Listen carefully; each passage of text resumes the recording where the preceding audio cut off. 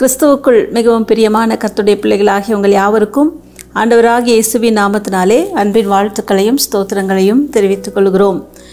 கடந்த மாதம் முழுவதும் கர்த்தருடைய நாமத்தின் மேன்மைகளையும் மகத்துவங்களையும் நாம் தியானித்து வந்தோம். கர்த்தருடைய நாமத்தை அறிந்தவர்களை கர்த்தர் எவ்வளவாய் உயர்த்துகிறார் என்பதை நாம் தியானித்தோம்.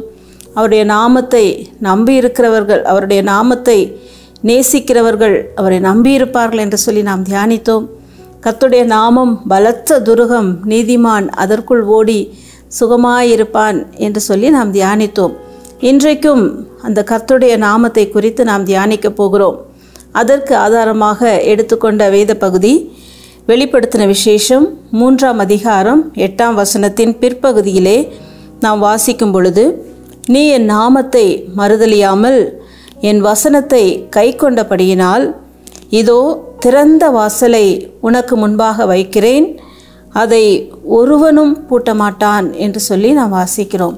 ஆம் பிரியமானவர்களே, இங்கு நாம் வாசிக்கும் பொழுது கர்த்தருடைய நாமத்தை யார் ஒருவர் மறுதலியாதபடிக்கு அந்த நாமத்தை கனப்படுத்துகிறார்களோ, அந்த நாமத்தை உறுதியாய் பற்றி கொள்ளுகிறார்களோ, அவர்களுடைய வாழ்க்கையிலே கர்த்தர் ஒரு திறந்த வாசலை வைக்கிறேன் என்று சொல்லி இந்த இடத்துல ஒரு வாக்குத்தத்தமாக கொடுக்கிறார்.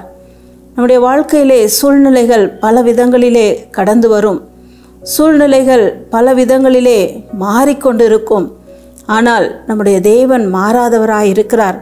அவருடைய நாமம் ஒரு நாளும் மாறாதது. அவருடைய நாமம் மேலான நாமம் என்று சொல்லி நாம் தியானித்தோம். அந்த நாமத்தை நாம் எந்த சூழ்நிலையிலும் நாம் மறுதலிக்கவே கூடாது. மறுதலியாமல் நாம் உறுதியாய் அந்த நாமத்திலே நாம் நிற்கும் பொழுது கர்த்தர் நமக்கென்று வைத்திருக்கிற ஆசீர்வாதங்கள் அது ஏராளமாக இருக்கும். இந்த வார்த்தைகளுக்கு உதாரணமாக நாம் ஒரு சம்பவத்தை சொல்ல வேண்டும் என்றால், தானியேலின் புஸ்தகத்திலே 3ஆம் அதிகாரத்திலே நாம் ஒரு சம்பவத்தை நாம் வாசிக்கிறோம். அதிலே சாத்ராக், மேஷாக், ஆபேத்நேகோ என்ற அந்த 3 வாலிபர்களை குறித்து நாம் பார்க்கிறோம். அந்த நாளிலே நேபுகாத் நேச்சார் என்கிற அந்த ராஜா ஒரு பொற்சிலையை நிறுத்தி இந்த பொற்சிலையை எல்லாரும் வணங்க வேண்டும் என்று சொல்லி ஒரு கட்டளையை பிறப்பிக்கிறார். ஆனால் இந்த சாத்ராக், மேஷாக், ஆபேத்நேகோ என்கிற இந்த 3 வாலிபர்களும் நாங்கள் ஆராதிக்கிற தேவனை தவிர வேறு ஒன்றையும் நாங்கள் வணங்க மாட்டோம் என்று அந்த இடத்துல உறுதியாய் நிற்கிறதை நாம் பார்க்கிறோம். ஆண்டவரை மறுதலியாதபடிக்கு ஆண்டவரை உறுதியாய் பற்றி கொண்டதை நாம் பார்க்கிறோம். அங்கு ராஜாவுடைய உத்தரவு மறுபடியுமாக கடந்து வருகிறது. ஆனாலும் இந்த 3 வாலிபர்களும் அந்த இடத்திலே தீர்மானமாய் அவர்கள் செயல்படுகிறதை நாம் பார்க்கிறோம். என்ன நடந்தது? அந்த ராஜா அந்த பொற்சிலையை வணங்காதவர்களுக்கென்று ஒரு பெரிய அக்கினி சூளையை உருவாக்கி வைத்திருந்தார்.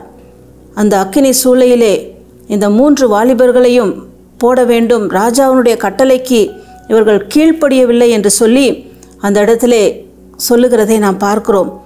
சாதாரணமாக இருந்த அந்த அக்கினி சூளை மறுபடியுமாக 7 மடங்கு அதிகமாக சூடாக்கப்படுகிறது. ஆனாலும் அவர்கள் கவலைப்படவில்லை, பயப்படவில்லை. நாங்கள் ஆராதிக்கிற தேவன் எங்களை தப்புவிக்க வல்லவராய் இருக்கிறார் என்று சொல்லி அவர்கள் ஆண்டவரை உறுதியாய் நம்பியிருந்தார்கள். என்ன நடந்தது? இந்த 3 வாலிபர்களையும் கட்டி அந்த அக்கினி சூளைக்குள்ளாக போடுகிறார்கள். அங்கே ஆண்டவர் இறங்கி அவர்களை விடுதலை கொடுக்கிறார், அவர்களை விடுவிக்கிறார். அந்த சம்பவத்தை அந்த ராஜா முதற்கொண்டு அங்கே இருக்கிற எல்லா அதிகாரிகளும் பார்க்கிறார்கள். அந்த 3 வாலிபர்களையும் வெளியே கொண்டு வரும்படி சொல்லுகிறார்கள். அந்த 3 வாலிபர்களுக்குள்ளாக எந்த ஒரு சேதமும் இல்லாமல் அந்த அக்கினி மனம் கூட வீசாதபடிக்கு கர்த்தர் அவர்களை பாதுகாத்தார். ஏன் தெரியுமா? கர்த்தரை உறுதியாய் அவர்கள் பிடித்து கொண்டபடியினால், ஆண்டவரை மறுதலியாமல் பற்றி கொண்டபடியினாலே கர்த்தர் அவர்களை பத்திரமாய் பாதுகாத்தார். அது மாத்திரமல்ல, அந்த சாத்ராக், மேஷாக், ஆபேத்நேகோ என்பவர்களுடைய தேவனே மெய்யான தேவன் என்று அந்த நேபுகாத் நேச்சார் சொல்லுகிற அளவுக்கு அந்த இடத்திலே கர்த்தருடைய நாமம் மகிமைப்பட்டது. இந்த 3 வாலிபர்களையும் அந்த தேசத்திலே அந்த ராஜா உயர்த்தி வைத்திருந்தார் என்று சொல்லி பார்க்கிறோம்.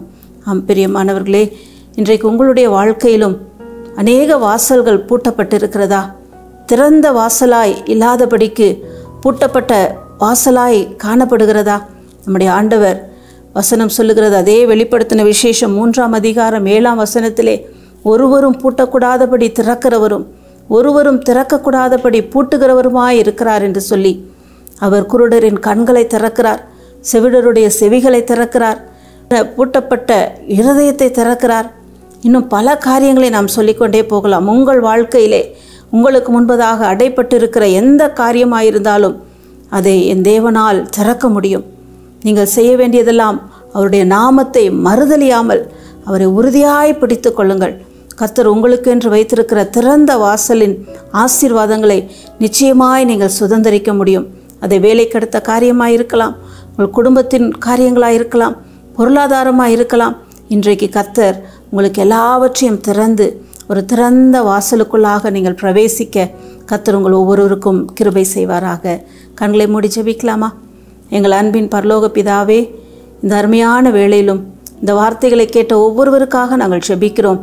ஆண்டவரே, எந்தெந்த சூழ்நிலையிலே ஆண்டவரே பூட்டப்பட்ட அனுபவங்களோடு இருக்கிறார்களோ, இப்பொழுது ஆண்டவரே உம்முடைய நாமத்தை அவர்கள் உறுதியாய் பற்றி கொண்டு உம்மை மறுதலியாமல் ஆண்டவரே அப்பா அவர்கள் கடந்து செல்லுகிறதை நீர் பார்க்கிறீரப்பா. அவருடைய வாழ்க்கையிலே கர்த்தர் ஒரு திறந்த வாசலை கொடுத்து அவர்களை நீர் ஆசீர்வதிப்பீராக. என்னென்ன காரியங்கள் திறக்கப்பட வேண்டுமோ ஆண்டவரே இப்பொழுது கர்த்தர் நீர் திறப்பீராக. நீர் திறவுகோலை உடையவராய் இருக்கிறீரப்பா, நீர் திறந்து கொடுப்பீராக. ஆண்டவரே, திறந்த வாசலுக்குள்ளாய் இருக்கிற அந்த ஆசீர்வாதங்களையெல்லாம் உடைய பிள்ளைகள் சுதந்திரிப்பார்களாக என்று சொல்லி ஜெபிக்கிறோம். நீர் அப்படியே செய்து உடைய பிள்ளைகளை நீர் சாட்சிகளாய் நிறுத்துவீராக. ஆசீர்வதியும் இயேசுவின் மூலம் பிதாவே, ஆமேன். கர்த்தர் உங்களுக்கென்று திறந்த வாசலை வைத்திருக்கிறார், அதை ஒருவரும் பூட்ட மாட்டான். ஆமேன்.